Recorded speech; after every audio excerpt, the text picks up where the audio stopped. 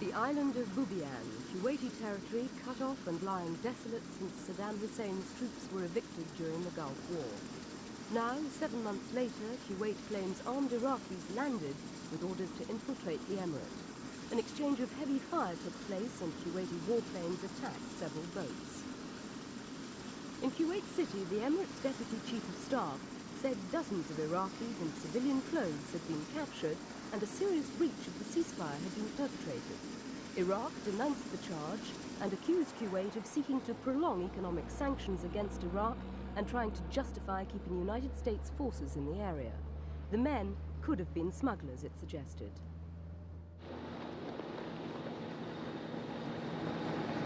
It was the first serious incident reported to the United Nations and investigated by their Iraq-Kuwait observer mission, UNICOM, stationed on the spot. The official finding was that there was no evidence of a major Iraqi incursion of the island as claimed. The 300 observers on the mission work in teams of 5. They're drawn from 36 member states of the UN, including, for the first time, all 5 countries in the Security Council. And so far, their presence has been very effective. All Kuwaitis, as well as Iraqi, they're very friendly towards United Nations personnel, asking maybe for some water, they're willing to shake hands and to show their friendly relation toward the United Nations. Maybe I look like Saddam Hussein, but it's very safety for me when I'm in the Iraqi side. But of course, when I'm in the Kuwaiti side, I just wanted to show my flag. It is more safety for me. The observers operate from posts dotted along a vast demilitarized zone 160 kilometers long and 15 kilometers wide, eating into both Iraq and Kuwait, an area still littered with bitter memories for both sides.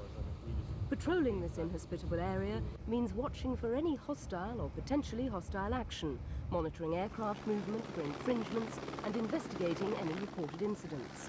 For the observers, much of the danger of unexploded mines has been eliminated. Canadian engineers have established safe tracks for the observers to drive over. However, blinding sandstorms and even boredom can be treacherous distractions.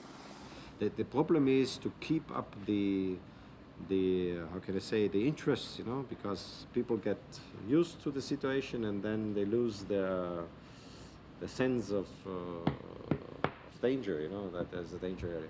So we are repeating all these briefings, you know, and we are trying to avoid any activity which create problems for the officers. Okay, we'll take this route, The UN mission has been in operation since May, and life for these pioneer observers has been far from luxurious.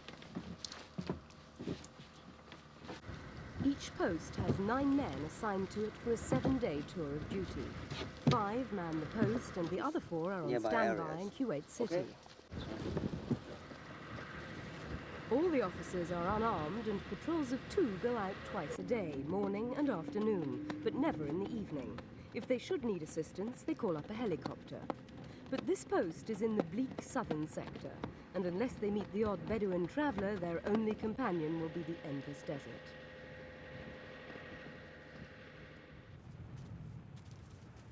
For the officers not on patrol, one of the key chores is ensuring the maintenance and smooth running of the camp's engine, the generator. With no permanent facilities here, the post's life depends on it. Charlie HQ, this is Charlie 6, radio check, over. In fact, the log sheet for the generator gets pride of place on a notice board listing all the men's duties, including the cooking.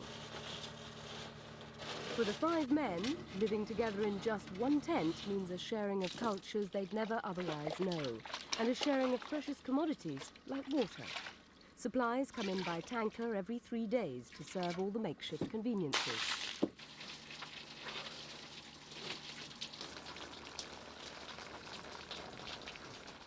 If the operation has been a success, so far it's been a triumph of improvisation.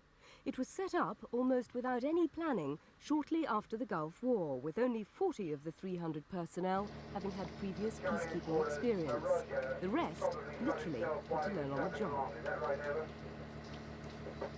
It's the first time, for instance, that Chinese officers have played such a role. However, even the number of minor incidents reported for their attention is going down. And whilst that's a tribute to their effectiveness, it's also potentially dangerous. Without any real action, the demand on them for discipline is increased to ward off the inevitable boredom. At the moment, apart from mines, the only other hazards they may meet are snakes, scorpions and wild dogs. So the rubbish is burned every night to stop them from infiltrating.